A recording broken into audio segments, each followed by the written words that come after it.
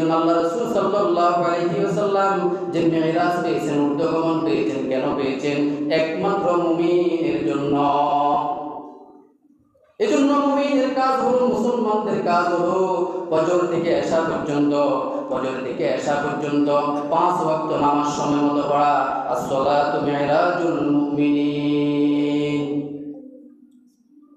যদি জান্নাতের চাবি পেতে হয়, জান্নাত তালাযুক্ত থাকবে, তালাবদ্ধতার মধ্যে থাকবে, ওই তালাটা খুলতে হলেও তো চাবি লাগবে, আর চাবি হলো নামাজ।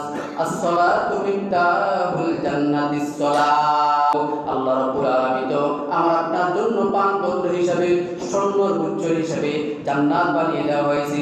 ওই জান্নাতে যদি আমি আপনি ঢুকতে হয়, তাহলে এখন থেকে পরিপাটি হবে। সামনে রমজান আসতেছে, বেশি বেশি দোয়া করতে হবে। আল্লাহুম্মা বারিক লানা ফি রজব ওয়া শাবান ওয়া বাল্লিগনা রমাদান। হে আল্লাহ, আমাকে হায়াত দারাজ করো। রজব মাস পেয়েছি, সুস্বাদু একটা মাস পেয়েছি, শাবান মাস সামনে আছে, রমজান পর্যন্ত আমার আপনার হায়াত দারাজ করে দাও, যেন আমি রমজান পাই, 30টি রোজা আমি আপনি পাই। এই দোয়াটা বেশি বেশি করে করতে হবে।